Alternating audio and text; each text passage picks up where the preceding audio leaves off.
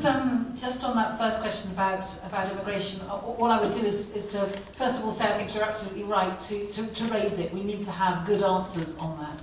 And I would just add to what Shirley said maybe, is to point to the fact that when you're talking about people coming in from other EU countries, they are bringing a net economic benefit as well as a net benefit to our communities in many other ways as well.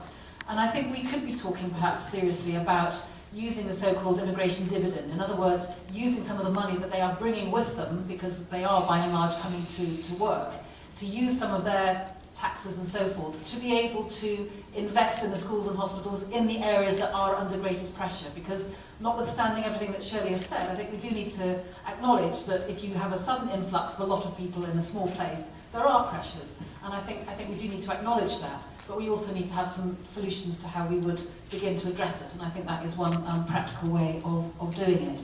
Veronica rightly reminds us about all of the important workers' rights and the social chapter and so forth, and she's absolutely right. And I think we could also remind the Brexit campaign that, of course, Boris is completely on record from 2012 saying scrap the social chapter. So it's not, you know, the future that he has in mind is not that mysterious. We can kind of see it, and it doesn't look like a very pleasant one.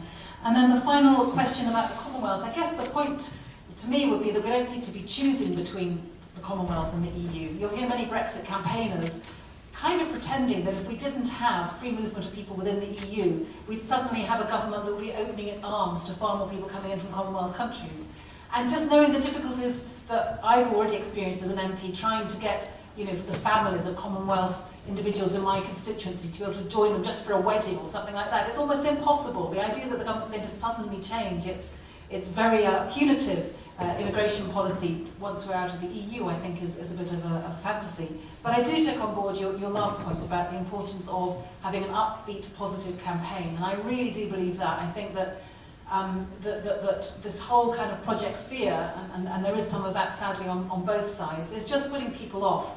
And if, as Laura reminded us when we very first started this meeting, that turnout is crucial, then nothing is going to put people off more than just having people slagging each other off and telling us all it's all going to be doom and gloom. So I think we need some positive visions of what the EU could be like, the positive visions about, you know, how young people want to think about the EU. And there are some great campaigns, like one called We Are Europe, who are young people peer-to-peer, using social media, just sort of celebrating aspects of the EU. And my last point on that would be, you know, for me, free movement itself is something we should stop apologising for and start celebrating. I think it is nothing short of amazing that we can live and love and work and retire in 28 different member states. How extraordinary is that? How wonderful is that?